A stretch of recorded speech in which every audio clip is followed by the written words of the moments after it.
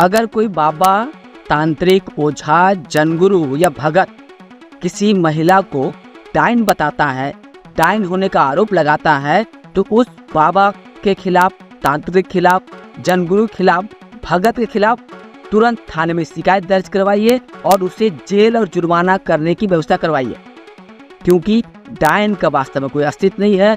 यह पूरी तरह से अंधविश्वास है। और जब एक अंधविश्वास के नाम पर कोई बाबा, तांत्रिक, ओझा किसी असहाय महिला पर डायन होने का आरोप लगाता है, तो वह कानून की नज़र में बड़ा गुनहगार होता है और ऐसे गुनहगार को कानून की नज़र में जरूर सजा होनी चाहिए।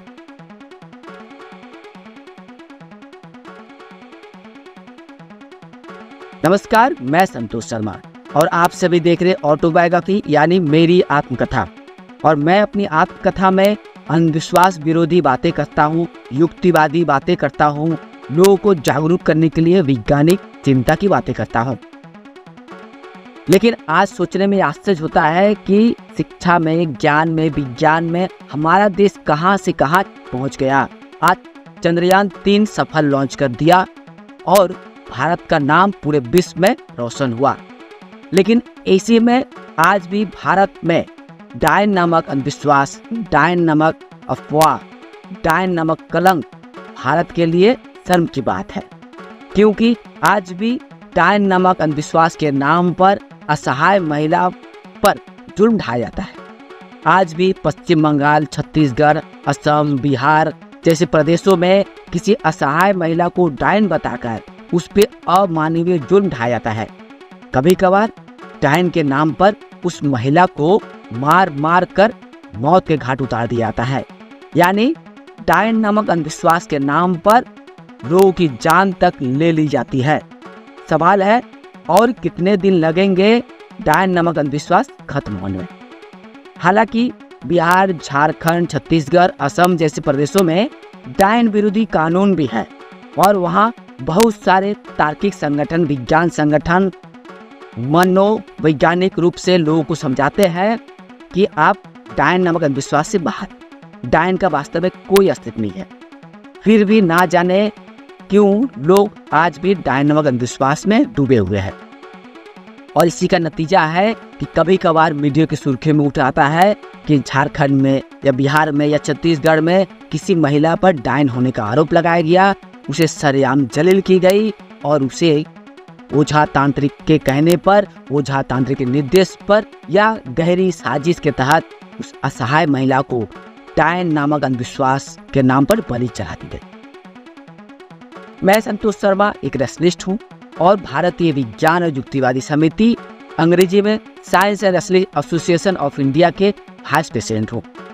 हमारे विज्ञान संगठन युक्तिवादी समिति समाज में फैले अंधविश्वास, कुरीतियों के खिलाफ लगातार आंदोलन कर रही है। जन जन जाकर लोगों को समझाने की कोशिश कर रहा है कि आप अंधविश्वास से बाहर आइए, डायन नामक अंधविश्वास से मुक्त होइए, क्योंकि डायन का वास्तव में कोई अस्तित्व होता नहीं है। कोई महिला आज हो, कल हो या परसों हो, कोई महिला डायन होती ही नहीं है। न कभी था, न भी है, न भविष्य में होगा। लेकिन ओझा, जानगुरु, बाबा जी, तांत्रिक जैसे पाखंड भी अपने धंधा के लिए, साजिश के लिए, लोगों को लूट मार करने के लिए डायन नामक अंधविश्वास फैला कर रखा है और एक गहरी साजिश के तहत किसी असहाय महिला के संपत्ति लूटने के लिए, उसे समाज से बहिष्कार करने के लिए, सरेआम जलील करने के लिए, उससे आपसी दुश्मनी निकालने के लिए उस पर डायन होने का आरोप लगाया था। और इसके पीछे हो सके उस महिला का कोई रिश्तेदार हो, गांव के कोई लोग हो या कोई मस्तान टाइप के लोग हो, जो यह पूरी साजिश रचता है और इसमें शामिल कराया जाता है किसी ओझा को, तांत्रिक को, बाबा को। क्योंकि आज भी पिछड़े वर्ग या अंधविश्वास से डूबे समाज यह विश्वास करता है कि ओझा, तांत्रिक, बाबाओं के पास चमत्कारी शक्ति होती है और वह अपनी चमत्कारी शक्ति के द्वारा यह पता लगा देता है किसी गांव में कोई डायन है कि नहीं, गांव में क्षति हुआ है, नुकसान हुआ है, तो उसके पीछे कौन सी डायन का हाथ है।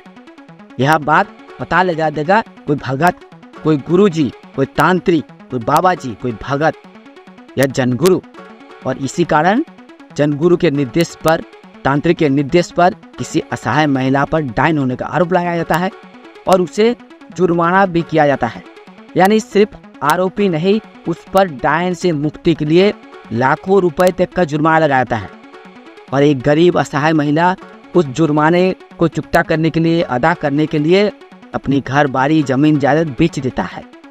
इतना ही नहीं, जुर्माना मिलने के बाद भी उस असहाय महिला पर डायन होने का अपवाद लगाकर, आरोप लगाकर, अफवाह का गंभीर षड्यंत्र रचकर उस महिला को सरेआम समाज में जलील किया जाता है, मारा पीटा जाता है, इंसानी मल मूत्र तक खिलाया जाता है और पूरा समाज, अंधविश्वास में डूबा हुआ समाज, ये पूरा नजारा का तमाशा देखता है।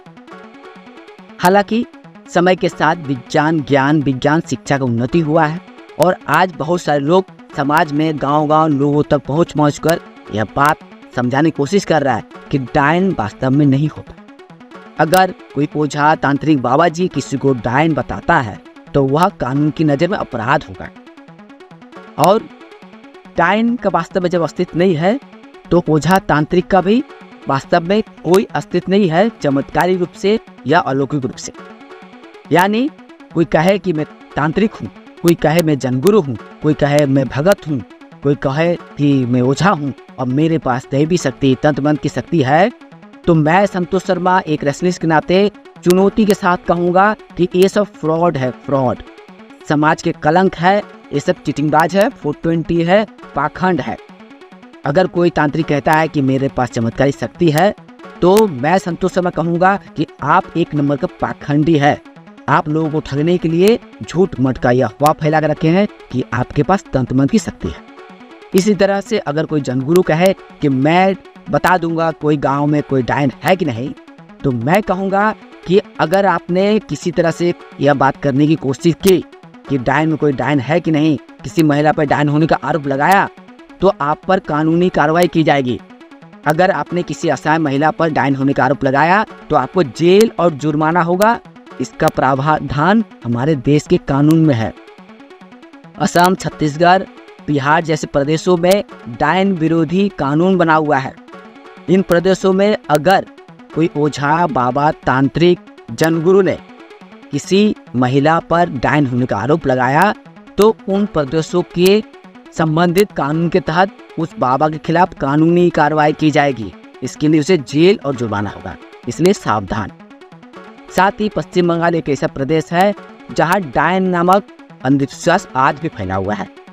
मीडिया के सुर्खियों में कभी कभार खबर आती है कि किसी जिले में, किसी गांव में किसी महिला पर डायन होने का आरोप लगाकर जुल्म ढाया गया।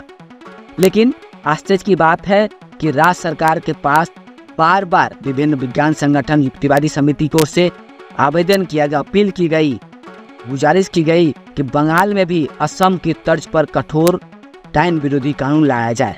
लेकिन आज तक राज्य सरकार ने बंगाल में डायन विरोधी कानून नहीं लाया, पता नहीं क्यों। हालांकि कानून नहीं होने के बाद भी युक्तिवादी समिति, विज्ञान संगठन अपने अपने स्तर पर लोगों तो पहुंचते हैं और बताते हैं कि डायन बिछाई कुछ नहीं होता है।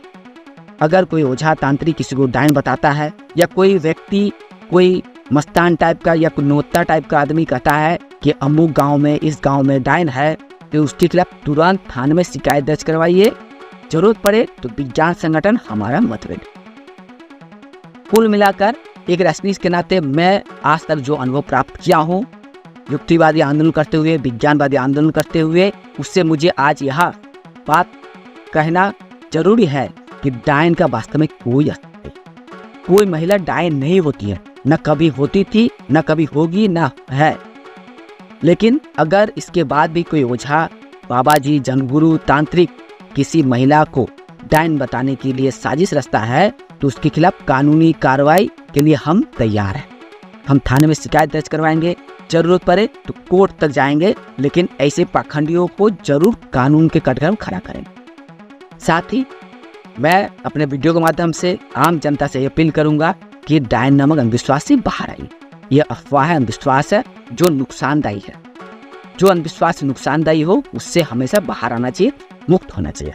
और समाज के विकास के लिए आज डायन नामक अंधविश्वास से मुक्ति पाना जरूरी है। तो डायन से संबंधित, ओझा, तांत्रिक से संबंधित और भी सवाल जवाब मैं आगे आपको बताता रहूंगा। आप सब देखते रहिए ऑटोबायोग्राफी। साथ में मैं संतोष शर्मा। नमस्कार।